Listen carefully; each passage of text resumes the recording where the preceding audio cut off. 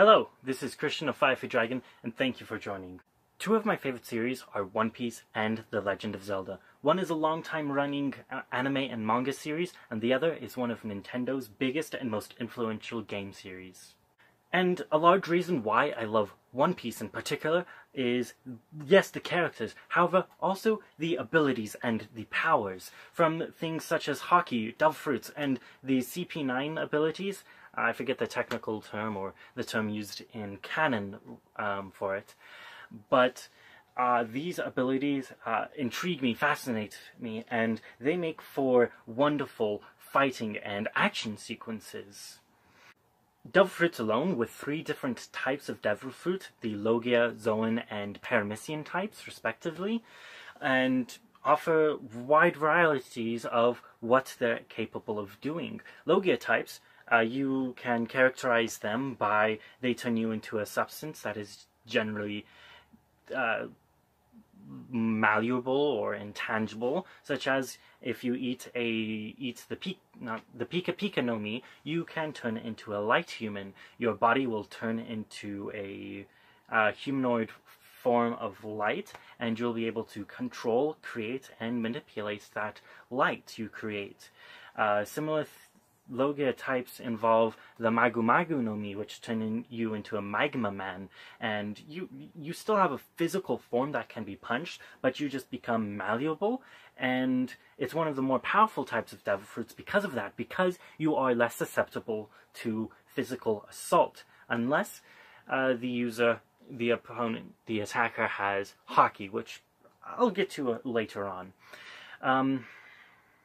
However, there is also the Zoan type Devil Fruit, which focuses on animal-based transformations. Chopper, one of the main characters, one of the Straw Hat Pirates on Luffy's crew, he is a reindeer that ate the human no Mi, or the human fruit, and it allowed him to have a human transformation as well as a deer transformation, and at least 5-6 others. So that's what Zoan types do. They allow you transformations. There's the Tori Tori no Mi, which specifically Pell from Alabasta Kingdom. He ate the Tori Tori no Mi model Falcon, and he has transformation. He's a human, but he has Falcon transformations. He can fly and things and communicate with animals, probably because Chopper can do that to some extent. Anyway, moving on, there's also the Paramecian type, which is really just the miscellaneous section for Devil Fruits. From anything to creating slime from your body, to having a body made of rubber, to having the ability to touch somebody, have them turn into a toy that you can control. Like, you tell them to do something and they have to do it, no matter how much in their head they're, like, fighting that control. But the scary part about this Devil Fruit is that it also makes anyone except the Hubby Hubby no Mi eater who is controlling you, and makes everyone else forget about you. Like, touch, you're a toy that has to obey the whims of the Hubby Hubby no Mi Devil Fruit eater, and everyone you know forgets about you. Anyway, so that's Devil Fruits for you in a hopefully quick breakdown. Haki, let's break that down too real quick, because there's three types of Haki. Conqueror's Haki, which honestly seems fairly vague to me. It seems like this emanating aura that the user controls. If they let it out, weaker willed opponents tend to be knocked out, knocked unconscious, whereas stronger opponents kind of like get drained or are unaffected. So really, I feel like it isn't very well defined, so I'm interested to see how it progresses with the series. But the other two are much better defined. There's Armament Haki, which allows you to strengthen something. Luffy, who is a rubber man, because of his Gomu Gomu no Mi he ate, the Gum Gum fruit, he is susceptible to being cut by things like swords. So, like, I think it's shearing force, but I may be wrong with that. But anyway, Luffy's susceptible to being cut by blades and things like that. However, he's able to use armament haki to strengthen his arm. The way I like to say it is basically lets you hit harder and take harder hits. You know, it's just overall strength. Kind of like Luke Cage, how he has invulnerable skin because of the one procedure in the series. Kind of like that, anime OP steroids. Observation haki should be very brief to mention, but it allows you to sense the presences around you. It helps you find the layout of land, see hidden enemies, and it is described in the series that every attack has an intent, a purpose, and observation haki allows you to sense that purpose, sense that intent of the attack, and gives you a sort of foresight for it. Basically, you know what your enemy is going to do as they're thinking about doing it. So, you know, and if an enemy's like, okay, I'm going to left hand, but left, right, uppercut sort of thing combo, observation haki lets you, okay, that's what they're doing. And they go here, so you just duck under, and duck back, you know? Just lets you know what the opponent is going to do. In at least one extreme circumstance we see in the series, the character Katakuri, so spoilers, but the character Katakuri is able to see glimpses of the future. It's usually only like 2 minutes ahead. He only can see like 20 seconds, 2 minutes in the future, but observation haki allows you to have that sort of prediction abilities. Now, there is a reason why I'm breaking down what these abilities are, and that's because it's seeing other media and similar powers, similar characters, it's made me think sometimes, that guy would have that devil fruit, wouldn't he? Like, it's kind of been fun to make these connections, and some of the times they're just random, and sometimes I'm like, I'm actually thinking about what devil fruit this person would get, and I thought it would be this one at first, but like, it's actually this one, isn't it? So it's interesting, and I want to share these connections with you guys. So I'm going to be doing this series of videos. I'm probably going to call them Devil Fruits or the Nomi series. Working title because I also want to include the other abilities of One Piece, like Haki that I broke down, or CP9's abilities and other abilities that you see in the series. And today I am here to break down Breath of the Wild characters, see which devil fruits they would have. And I'm going to be doing Link, Zelda, Ganondorf, and the 4 champions who piloted the Divine Beasts. Now, I want you to understand how I came up, or my rules for doing the series real quick. And basically, I'm going to try to stick to canonical devil fruits, and I'm going to try to give everybody a devil fruit ability.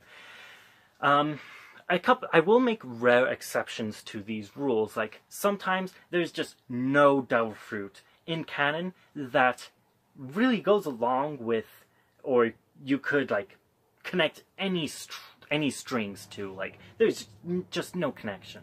In cases like that, I'm going to do one of two things. Leave them without a devil fruit and just break down which Haki they have, which CP9 abilities, which other abilities they do have, or which I think they should have based on their fighting style.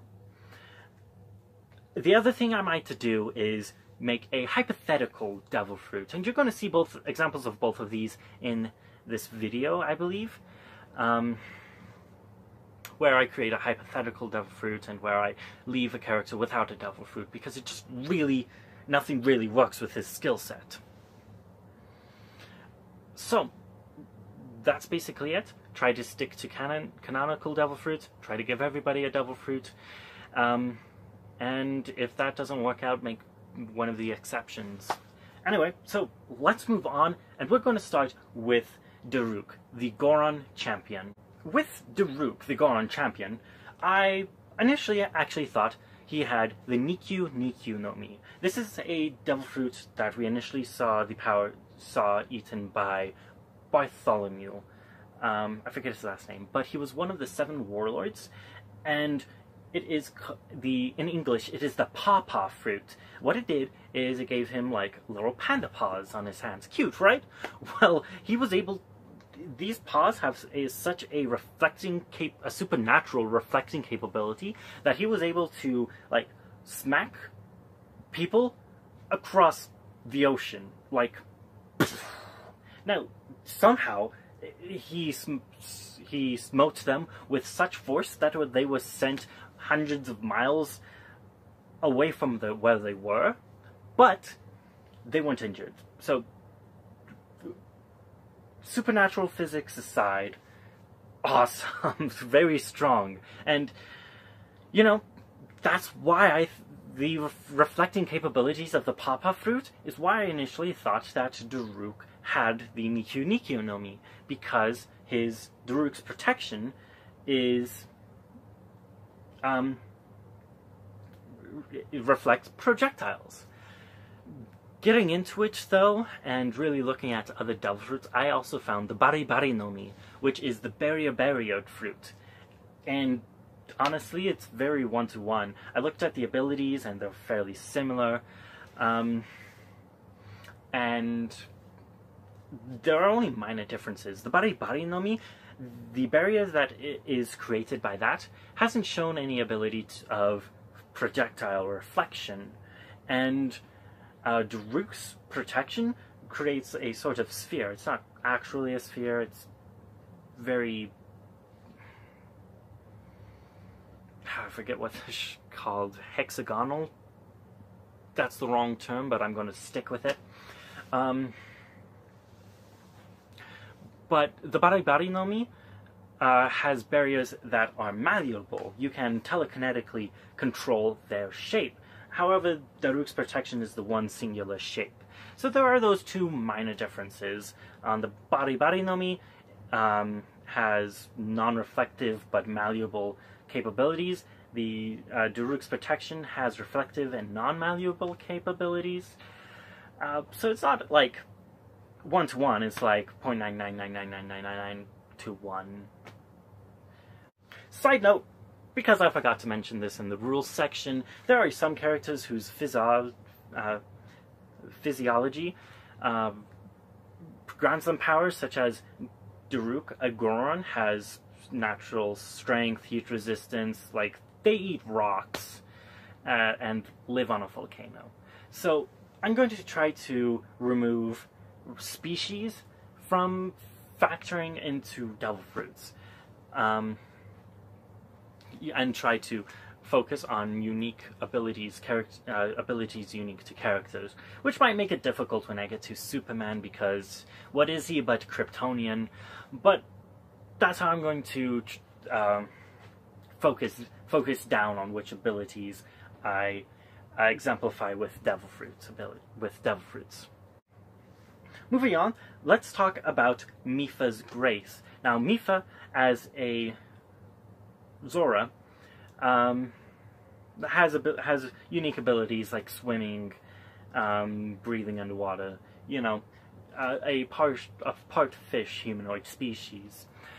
But Mipha's specific ability, her unique character ability, is Mipha's Grace. What this does is, when your hearts are completely gone, if Mipha's Grace is ready to be used, you just get instantly replenished to full health, and if you don't have the 20 hearts that you can work your way up to, don't.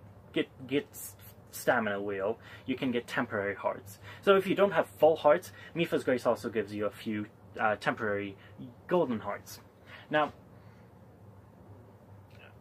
I wondered, I've actually looked at which devil fruits provide healing capabilities before, and I can't remember a lot. I remember 2. The Ope Ope no Mi, which I'm going to get to in another video,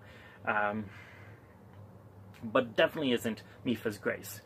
The ability that does is similar to Mipha's Grace, or the devil fruit that is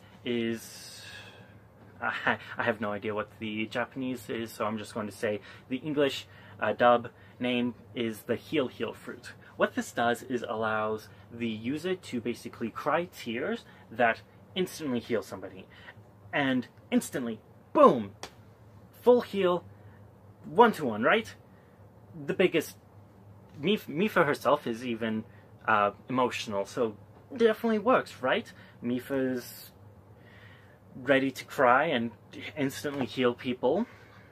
That's what crying and healing people is what the Heal fruit does. The one difference is that I believe the Heal fruit, when you cry tears, it actually shortens your lifespan, which we don't have evidence of, or really evidence against, in the Legend of Zelda series, because Mipha dies. It's sad. Moving on, let's get to the Salty Rito champion, Revali. His ability creates a gust of wind beneath you that carries you into the air. And I also had trouble finding appropriate devil fruits for this. Honestly, I thought it was going to be easy to find a canonical devil fruit involving wind specifically. But not really. If I did a little more looking, I think I might have. There was I forget what it's called, but there's like a devil fruit that gave one of the characters like slashing abilities that sent like gusts of air slashing towards somebody, and I think it had something to do with a wind or air type name, but I forget what it was, and it didn't show any wind gust up flying capabilities, just like wind slashes. And I did think of the Gasu Gasu no Mi, the gas fruit, which allows you to create, manipulate, and become gases, which could influence air in that sort of circumstance. But the Gasu Gasu no Mi, the gas fruit, doesn't require you to have the gust of air. You can just kind of turn yourself to helium and float. And Revali definitely wasn't air himself, so I felt like it was a little bit of a stretch giving him a Logia-type devil fruit. So what I did land on was a devil fruit that premiered in one of the movies, the Fua no Mi. It's the float fruit and allows you to levitate yourself and objects, which also does work a little differently because I believe it doesn't create a gust of wind that carries you, but the effects, the end result is similar enough that I decided, thumbs up, let's go with that. The last champion is Urbosa, and her ability, her character, her unique ability, Urbosa's Fury, my favorite ability in the game. Maybe not the most useful, because there's Revali's Gale, definitely useful, even in combat. Anyway, Urbosa's Fury is my favorite ability. It's very cool, and it deals massive stun and damage to enemies by sending out a wave of lightning from you. So there's no easier connection than the Goro Goro no Mi. I might have the Japanese name wrong, but I am talking about the Rumble fruit. It is a Logia-type devil fruit, and, it was a little awkward giving the obviously not lighting herself, Urbosa, the ability to become lightning with the Goro Goro no Mi, or the Rumble fruit. I'll just use the English name since I'm not sure if I'm using the right Japanese name. But I think it was very forgivable to give Urbosa the Logia-type devil fruit, because Logia-type devil fruits, again, it allows you to create, manipulate, and become. And she's hitting 2 out of 3 with the create and manipulate. So very 1-to-1, or 0.99999 to 1 again, connection with these devil fruits and abilities. Anyway, this has been a long video, both for recording and for watching, probably. So I'm actually going to split this into a 2-parter, and hopefully make the next part involving the 3 main characters, the 3 titular characters of Link, Zelda, and Ganondorf. And I'll try to make it so that I can focus in on their abilities and really dive deep and interesting. As a last note, for these characters I've already mentioned, the four Divine Beast pilot champions, I just want to mention that I don't think they have Conqueror's Haki. Like, maybe I don't think they'd be able to emanate or show it enough. Maybe they have some sort of resistance to it, so they wouldn't be knocked out like weaker-willed people would in the presence of strong Conqueror's Haki, but I don't think they have Conqueror's Haki. The champions, I also believe they do not have Observation Haki. However, I do think they would have at least sparse ability with Armament Haki. If they, what I mean is an aptitude towards it. Like, they could learn to have a decent amount of Armament Haki. And yeah, that's it for this video. Stay tuned. Remember to subscribe and ring the bell so that you can catch the next video. And also remember to let me know if you think there are any better Devil Fruits for people, especially Revali right now. Just in the comments, let me know if there are any better Devil Fruits or any other Devil Fruits I should have mentioned for these characters. And also, let's see if you guys can guess the right Devil Fruits for Link and Zelda. Ganondorf is actually going to be the one I create a hypothetical Devil Fruit for. But you'll get to see that next video. And until next video, this is Christian of Fire Fey Dragon, signing out.